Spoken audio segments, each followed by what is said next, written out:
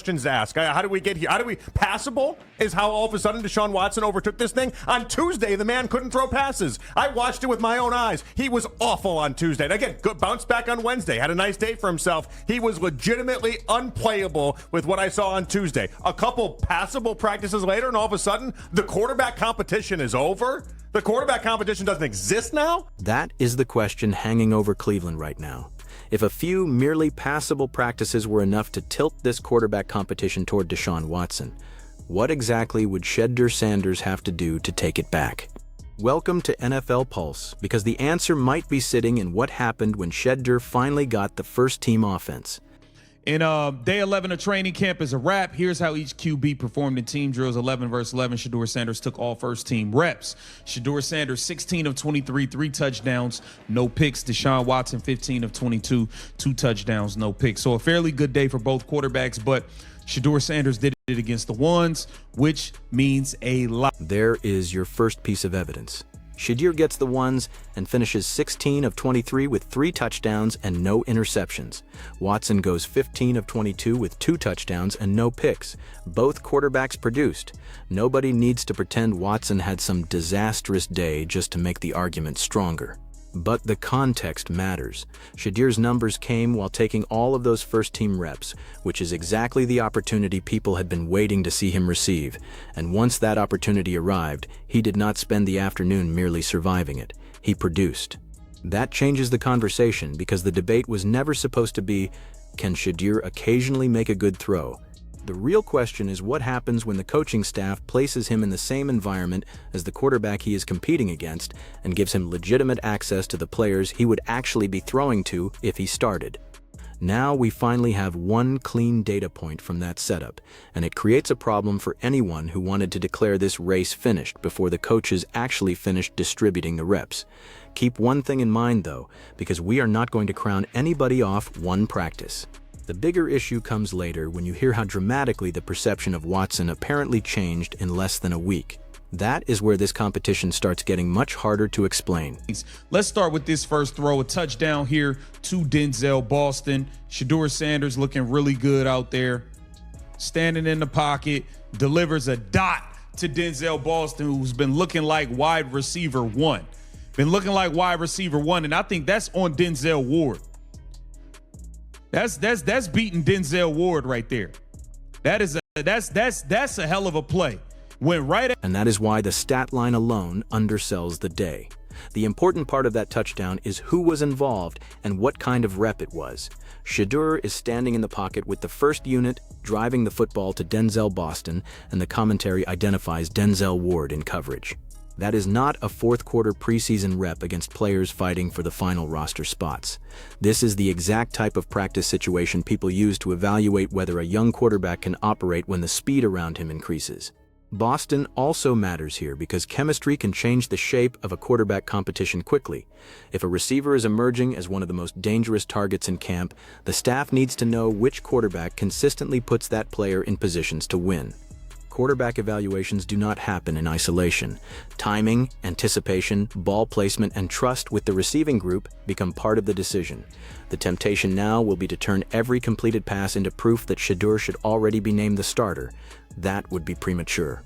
But the opposite argument is just as weak. You cannot say this is an open competition and then minimize the performance when one of the competitors delivers exactly what you asked to see after finally working with the ones. That tension is going to follow every rep from here. Denzel Boston, then he went up to Casey Concepcion. Let's take a look.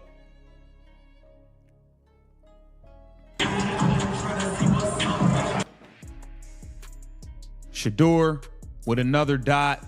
I mean, just really throwing the ball really well out there. Shedeur Sanders is... Then you get another throw, this time to Casey Concepcion, and the pattern is what becomes interesting. Shedeur does not look overwhelmed by the jump in responsibility.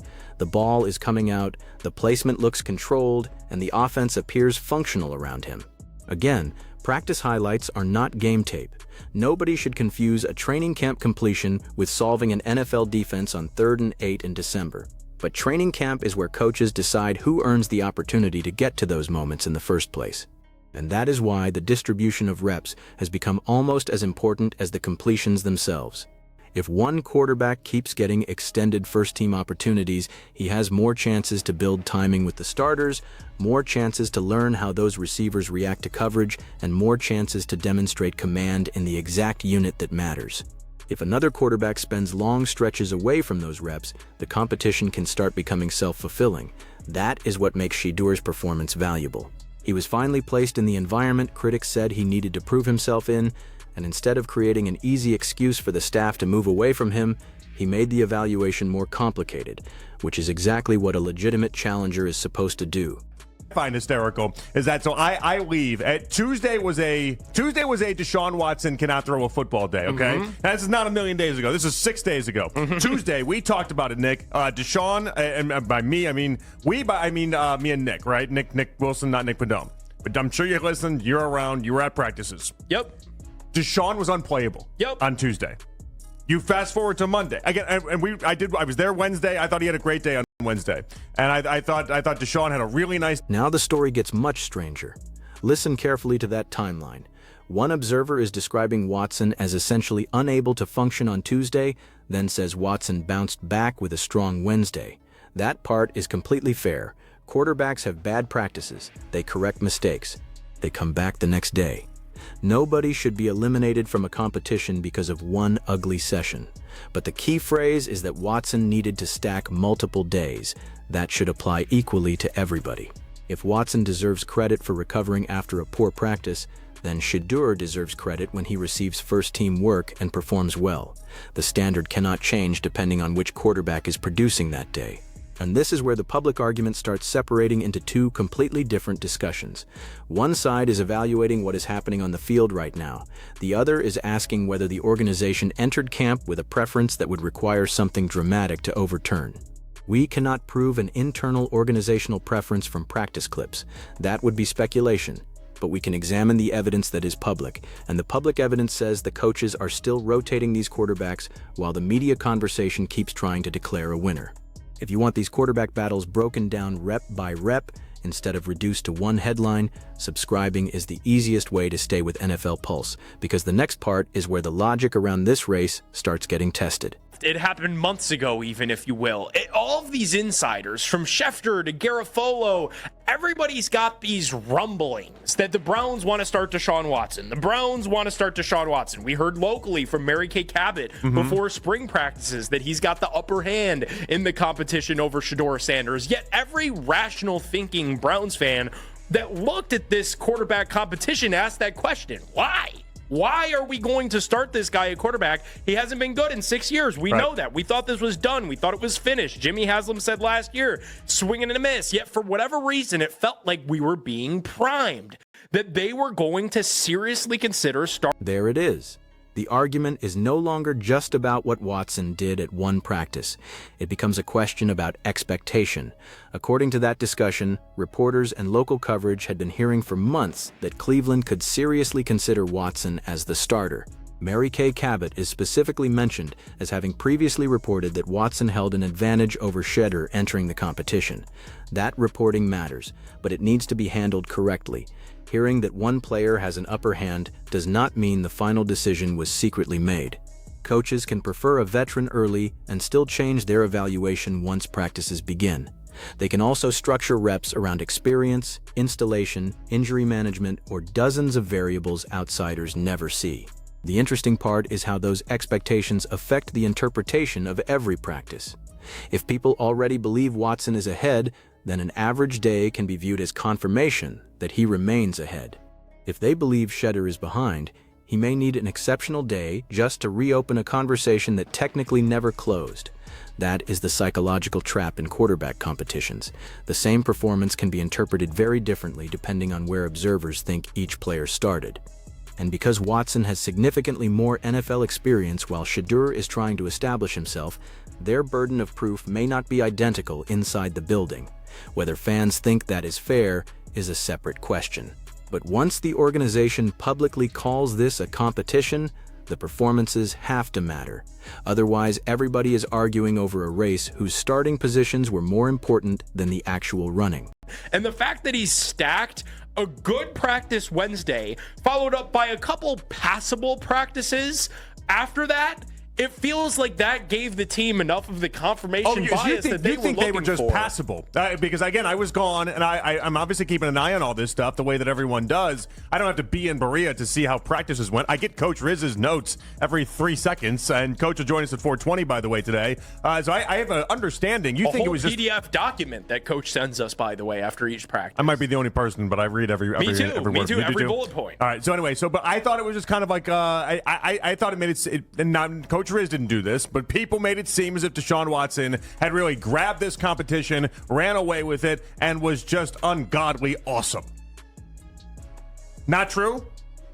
You're described more passable. That distinction between good and passable might be the most important language in this entire debate. The conversation you just heard pushes back on the idea that Watson suddenly seized control of the job. One voice says he had a legitimately good Wednesday, but characterizes the following practices much more cautiously. That does not mean Watson played badly. It means the public narrative may have moved faster than the evidence. And quarterback competitions are especially vulnerable to that because every practice generates a new verdict. 1 interception and somebody is finished. 2 touchdowns and somebody has taken command. A depth chart rep changes, and suddenly everybody starts reading the rotation like it is an official announcement. That is entertaining, but it is not how a serious evaluation should work. The Browns need to separate 3 things: who had the best day, who has had the best overall camp, and who gives them the best chance to run the offense when actual games arrive.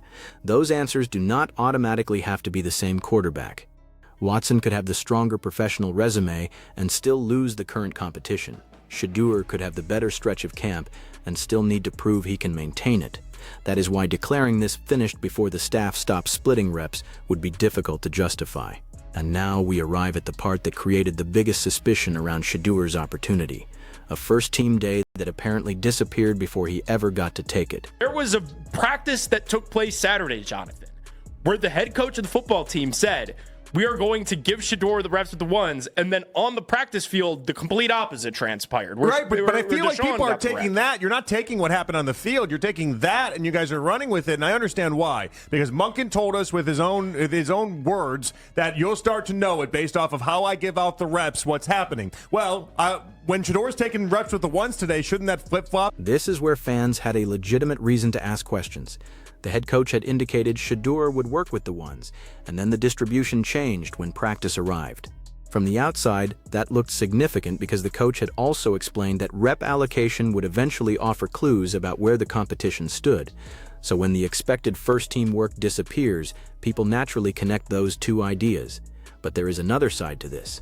Coaches alter practice plans constantly. A rep count that feels enormous to fans can be nothing more than an adjustment based on what the staff needs to evaluate that morning. The mistake would be taking one change and immediately calling it proof of some hidden decision. The better question is what happened next. Did Shedeur lose first-team opportunities permanently? No. He came back into the rotation with the ones and then produced the 16 for 23 3-touchdown session we saw earlier. That matters far more than trying to psychoanalyze one Saturday practice. Because if you believe the process is unfair, the strongest argument is not a theory about motives. It is performance. Put the quarterback in the first-team offense and see what happens. If he struggles, the staff has its answer. If he thrives, then the staff has to keep evaluating. Shedeur just forced them to keep evaluating. And that brings us to the coach's own explanation, which undercuts a lot of the certainty surrounding this battle. Here we go. Shedeur on Saturday took the ones in the walk, so I anticipated him being with the ones. When I walked out, guys grabbed me and said, hey, the last couple of days we've been kind of looking at it. Shedeur's got a few more reps with the ones. That's all it was. I wasn't even at the moment. I was like, yeah, sure, we'll flip it, and then next week we'll go the other way. I sure as hell wasn't thinking about coming back in here and telling all you guys that I was going to change my mind, because I really don't have to. And so that's just the way it being. That explanation is almost aggressively simple.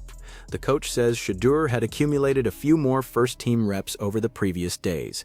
Somebody pointed it out, and the staff flipped the rotation. He also makes something else clear. He reserves the right to change his mind. Fans may hate that answer because everybody wants a clean scoreboard for a quarterback competition. Who won Monday? Who leads after Tuesday? What percentage chance does each player have to start? Coaches usually do not evaluate that neatly. They may want one quarterback with a certain receiver combination.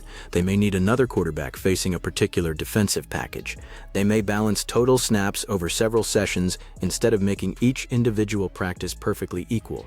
That does not mean the process is automatically fair. It means the fairness has to be judged across the complete sample rather than one rep sheet. And across that sample, Shedeur's best argument is becoming straightforward. Whenever his opportunity increases, his performance needs to make reducing those opportunities harder. That is what this recent first-team session accomplished. The question now shifts from whether he belongs in the competition to how many performances like this it would take before the staff is forced to seriously consider him as the leader of it. Because once a young quarterback starts producing with the starters, reputation becomes less persuasive than the tape. Ultimately, Shedeur's going to go today with the ones, unless on the way out I change my mind, and then he won't. Okay, just like any other player in terms of how we rotate them. And the bottom line is the speculation, which I find kind of funny, is as long as we're still sharing reps, it's a competition. It would not make any sense. Thus what we're doing, Spencer. Thus we're up in Denzel's reps. I promise you, I'll tell you. When I know what we're going to be doing, you'll... And there is the statement, everybody should keep saved before the next wave of quarterback battle declarations arrives. As long as they are sharing reps, the coach says it is a competition, not a ceremonial competition. Not a competition that ended because one quarterback had several acceptable practices. A competition. That matters because it gives us a standard to judge what happens next. If Shedeur continues receiving first-team reps, then the door remains open. If the allocation suddenly becomes heavily tilted toward Watson over multiple practices, then the staff would be signaling something different even before making an announcement. For now, the public evidence says Cleveland is still evaluating, and that is probably frustrating for both camps. Watson supporters want his recent improvement to settle the issue. Shedeur supporters look at the first-team production and wonder why a decision should be delayed at all. But patience is actually Shedeur's friend here. Every additional legitimate first-team session gives him another chance to reduce the advantage that experience naturally gives Watson. Every good day creates more current film for the coaching staff to weigh against whatever assumptions existed when camp opened. The danger for Shedeur would be inconsistency. One spectacular practice followed by several rough ones allows the staff to classify the breakthrough as a flash, stack productive days, and the argument changes from potential to reliability. That is the next threshold he has to cross. As somebody that wanted to see Shedeur start, I said, I came in here with like a big proclamation after the regular season ended last year, when we were starting to hear some of those rumblings that they might actually consider starting Deshaun. I came in here with my big proclamation that they would never do that to Browns fans again. They would never put us through that. They're a data-driven organization, and as a data-driven organization, there is not a singular data point that points to Deshaun Watson being able to play good football ever again. It's over. It's been 6 years. Yet for some reason, they're actually going to do. Now we can finally address the biggest emotional piece of this entire story without exaggerating it. The frustration you heard is rooted in history. Browns fans have already watched Watson struggle in recent seasons, and that has made a portion of the fan base deeply skeptical whenever they hear that he could again be the preferred option. The speaker in that clip goes further and argues that there is no data suggesting Watson will return to the level they want. That is an opinion, and it is stated forcefully. The Browns themselves still have to make the decision based on what they see now. But the money and history create pressure that does not exist with a normal quarterback battle. Watson is not just another veteran competing for a job. The organization has invested enormously in him. Even without attaching an exact dollar figure here, everybody understands the scale of that commitment. That inevitably creates questions anytime a younger, cheaper quarterback appears to be outperforming him in camp. Does the contract influence the football decision? We cannot claim that without evidence. Does the contract influence how fans perceive the football decision? Absolutely. If Watson wins the job after clearly separating himself in practice, the argument becomes much easier for Cleveland to defend. If the performances remain close while Shedeur keeps producing with the starters, every decision to favor Watson will receive heavier scrutiny because fans will wonder whether the organization is evaluating the present or trying to rescue the past. That is the real pressure point. This is no longer only Shedeur against Watson. It is current performance against organizational investment, development against experience, and patience against a fan base that wants evidence the team is choosing the quarterback who is actually playing better. So at the end of the day, today, as far as I know, Shedeur's going with the ones, and then Deshaun the next day, and then Shedeur will get Wednesday with the pads on. And now the schedule gets very interesting. Shedeur gets the ones, Watson gets the next turn, and then Shedeur is expected to work Wednesday with the pads on. That creates something much more useful than the daily shouting match, a sequence. If the staff follows that rotation, we get multiple opportunities to compare how each quarterback operates with the top group under changing practice conditions. This is where Shedeur can move the debate beyond highlight clips. A real starting quarterback has to demonstrate command before the snap, consistency after mistakes, timing when the first read disappears, and discipline when the defense tries to bait him into forcing the ball. The public will not see every piece of that evaluation, but the coaching staff will. And if Shedeur keeps producing while protecting the football, the staff eventually has to decide whether development is still the goal or whether winning the job is becoming realistic. That is why his 3-touchdown day mattered without needing to be treated like a coronation. He answered the opportunity. Now he has to answer it again. For himself, I gave him credit on the air, bounced back, and when I left, I said he's got to do it now multiple days in a row. He's got to continue to get this going. I don't know that the light bulb all of a sudden went on. I don't know that all of a sudden Deshaun Watson has this whole thing figured out, but maybe he's heading in the right direction, maybe he isn't. Time will tell. I get back 6 days later, and really 6 days later from Tuesday, when everybody buried him and said the man can't play. It was play the Fanta audio. My goodness, can we play the Fanta audio? Fanta on last Tuesday made this whole proclamation of who in their right mind would have ever thought Deshaun Watson could even play football. Right. Who could have thought that? He was so obvious he couldn't play football anymore. This is the final piece, because that clip shows how quickly a quarterback narrative can swing. One Tuesday, Watson is being discussed like somebody who cannot play. A few days later, people are accused of talking as though he has transformed completely. Neither extreme is useful. The Browns do not need Watson to be the worst quarterback anybody has ever seen for Shedeur to deserve a chance. And Shedeur does not need to be declared a future superstar because he had an excellent first-team practice. The actual decision is more difficult and more interesting than either fan base wants it to be. Who is processing the offense better right now? Who is creating explosive plays without giving possessions away? Who commands the starters? Who improves from one session to the next? And most importantly, when the coaches gradually increase the pressure, which quarterback's game survives? Based strictly on the evidence presented here, Shedeur has done enough to keep anyone from reasonably treating this competition as closed. He took first-team reps and responded with production. Watson also had an efficient statistical day, which means Shedeur did not eliminate him either. So the decisive evidence is still ahead, but the burden has changed. Before this first-team performance, people could ask whether Shedeur would look the same once he was elevated into the top unit.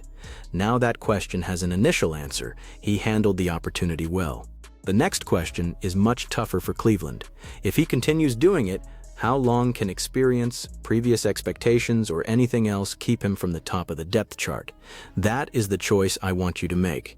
If both quarterbacks keep getting first-team reps and Shedeur keeps producing like this, should Cleveland eventually start him, or does Watson still deserve the job unless Shedeur clearly blows him away? Tell me which standard you would use and subscribe to NFL Pulse, because this quarterback battle is nowhere close to finished.